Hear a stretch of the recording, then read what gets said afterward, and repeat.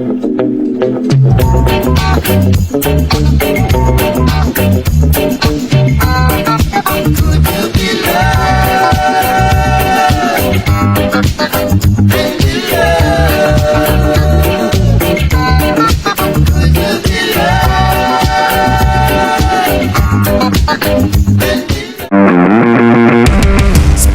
should be fun. Sports should be interesting. Sports should be entertaining.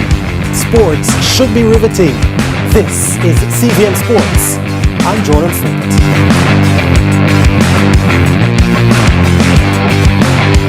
Our days get a little complex sometimes. Often so many things make sense, yet so many do not.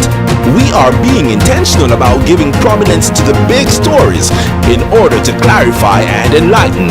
Lead Story explains who, what, when, where, why, and how. Lead Story with George Davis, weekdays at 6:30 p.m. on CVM TV. Every time you a link with a condom, coulda Ozzy, coulda wife, coulda be a random. Do it for your best side. The time by the Ministry of Health and Wellness is 12 p.m.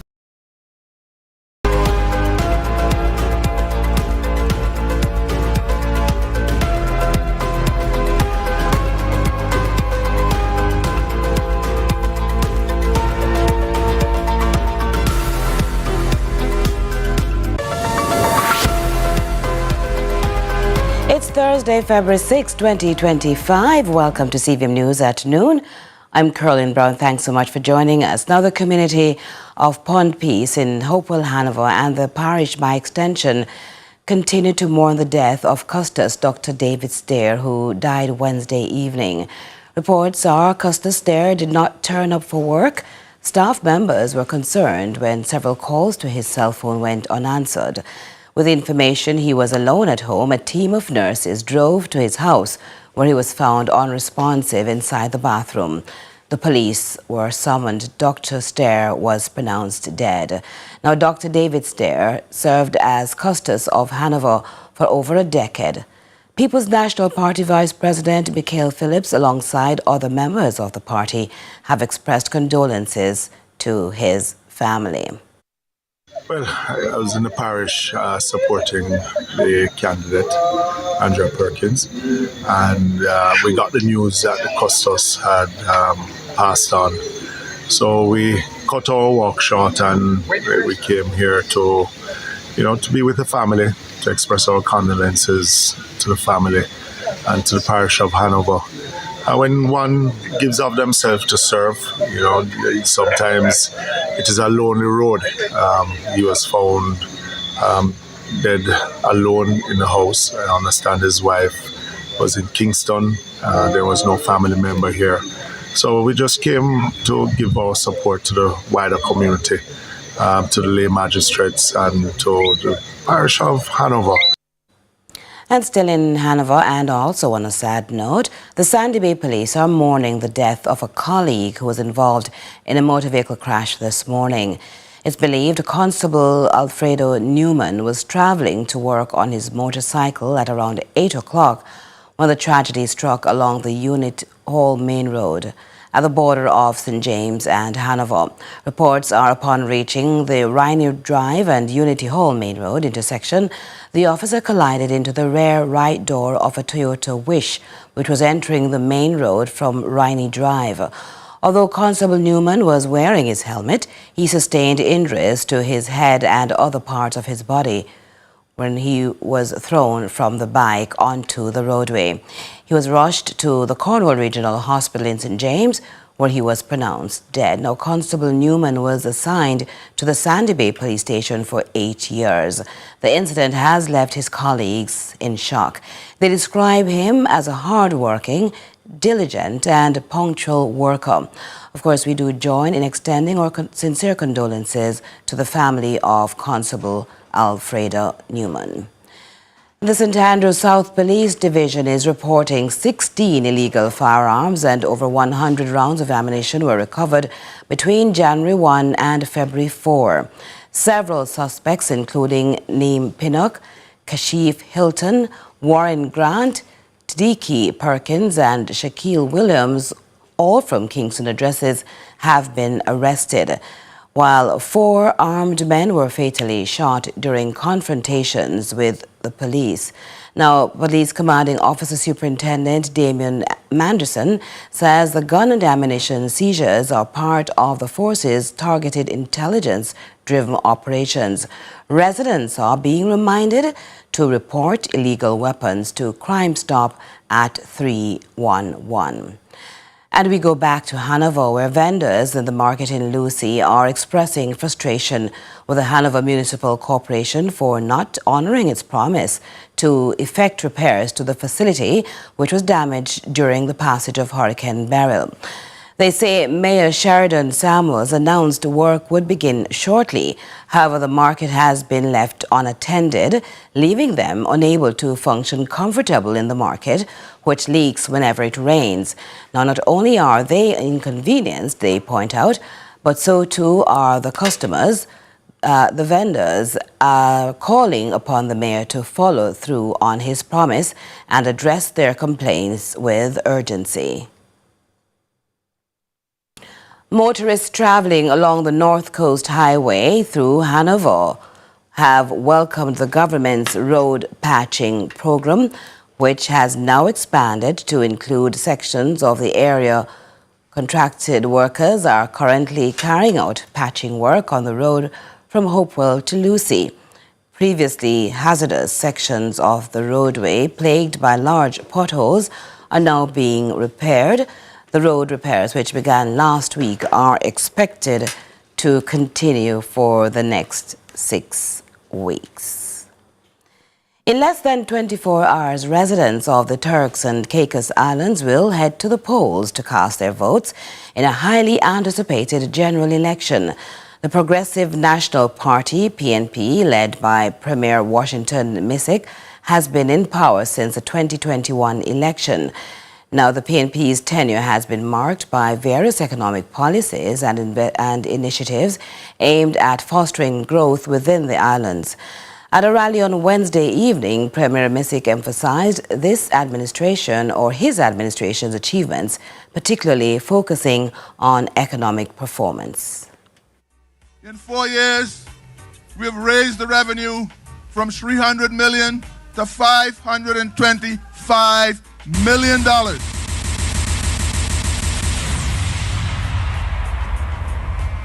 And you've heard me speak about my commitment to people, place, and productivity. Today, the Turks and Caicos Island productivity is enviable. We started out with a GDP. That means the gross domestic product, a representation of everything that is produced, both goods and services, in the country. That, when they came to office, was $920 million. Today, the productive value of the Turks and Caicos is $1.75 billion.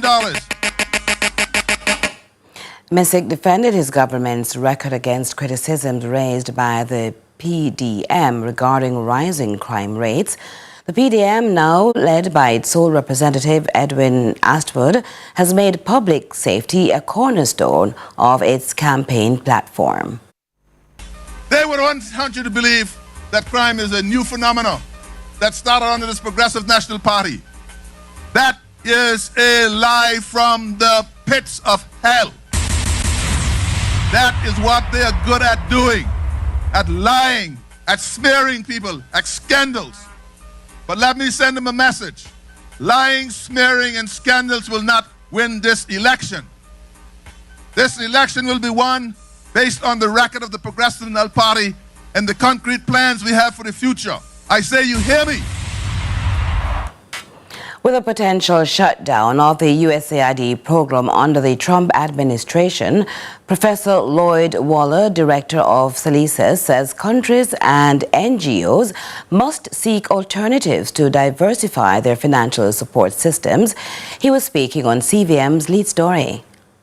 Or you can engage back channels independently, or wait until the government does their own negotiation. And remember, Jamaica is just one of 100 and X countries that have to now negotiate and renegotiate. the reality is, one last thing, I think for those of us who don't have access to those things, like myself, we just have to sit and wait, and monitor and look at the emphasis and the themes and the focus, and then pivot and to see how best we can reorganize what we're doing. I mean, climate change, climate adaptation can be repackaged and focus on the digital technology, sensors, and so forth. Similar with health, similar with HIV, there are a number of things that have to do with that. So we have to just pivot, rethink, and look if we don't have access to great lobbyists. And co-chair of the Advocates Network, Anna Perkins, highlights the benefits of the USAID program and the impact a pause would have on Jamaicans. What I think this is doing for many of us, and you say people who haven't been paying attention, it really has caused us to focus on and to recognize just how dependent many of our programs are on these kind of external funding sources, particularly in this case, USAID, that supplies so much to whether it has to do with small business so that we can assist towards economic growth. A large part of what they do has to do with health too. We know our health system is under a lot of strain. As someone that had to interface with it at the end of December, you get sort of just hit right in the middle of your face there, just how in some spaces our health system is under strain and sometimes a bit ramshackle. And to recognize that a lot of aid is coming in to help that to move forward, whether it's maternal health, a lot of it has to do with HIV/AIDS, retrovirals that can be provided free of cost or at low cost at our health clinics and other spaces like that, or even education, providing nutritional support in spaces where there are vulnerable communities, the elderly, children that are from poorer communities and that kind of thing. Think about, too, the relief that gets provided whenever there's a natural disaster. The recognition that as a nation, we are not yet able to fully take care of ourselves when it comes to recovery from climate events and so on. And we'll continue with CVM News at noon in just a moment.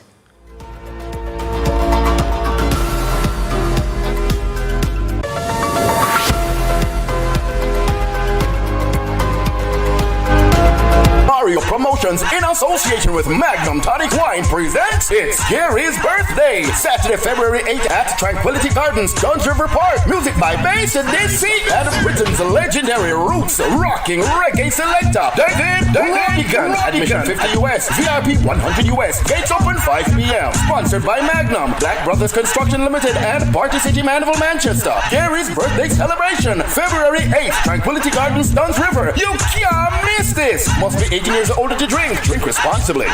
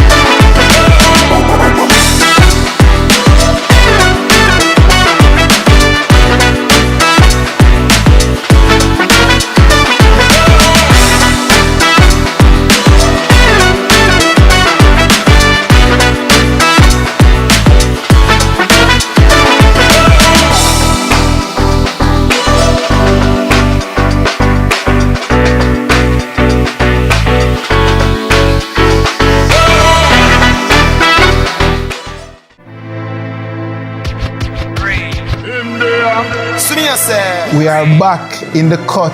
Why if you talk about we're back? Teeth, I beg an early creed. I'm just saying though. Just saying. You, how are you, man? Two is better than too many, yes. Lick me chip right so me say, yo, that no one do.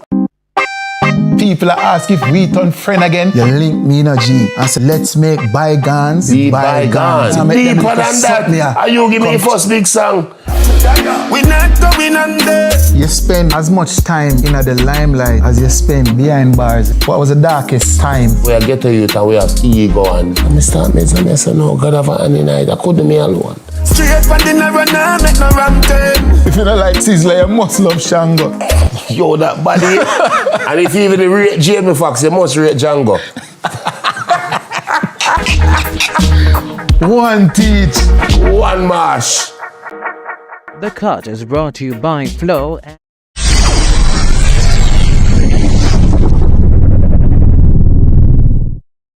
Reggae is global. Reggae is everywhere. Yeah, reggae is my life, you know, because if it wasn't for reggae, I don't know that workhouse thing did or something. We have something which the world crave even right now.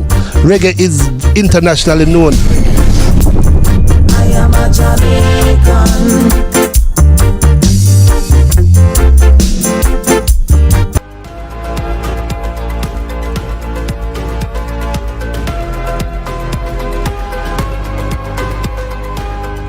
Welcome back. So as Reggae Month continues, the spotlight is on the experiences and livelihoods of Rastafarians. Today marks what would have been Bob Marley's 86th birthday. So reggae lovers gathered at the Bob Marley Museum to honor the legend. A highlight of the event was the discussion on the importance of ceremonial herbs to Rastafarians. Co-director and curator of Black Mango Consultants, Katrina Coombs, emphasizes the significance of the exhibition. All right, so this exhibition ultimately gives you a nice synopsis and takes you on a little journey as to the significance of Rastafari, as well as its relationship to herb as a sacrament. So it will actually take you through the journey in terms of engaging with the prediction of Marcus Garvey, the coming of a black king with Haile Selassie, moving into Hopewell and his relationship in terms of the development of Pinnacle as a place, the Rastafari, first Rastafari settlement, but also moving into even Mortimer Planner in terms of him being a teacher of Rastafari, but also the mentor for Bob Marley. And as co-curator Winston Campbell explains, the exhibition also offers deeper insight into Rastafarian life. And of course, it's the Bob Marley Museum, so we will be hearing from the Gong himself, Bob Marley, as he shares with us the importance of herb and Rastafari with regards to our livelihood, our livity, as we say. And so those who live here will learn quite a bit about themselves as well as about Rastafari heritage and herb as the center of that conversation.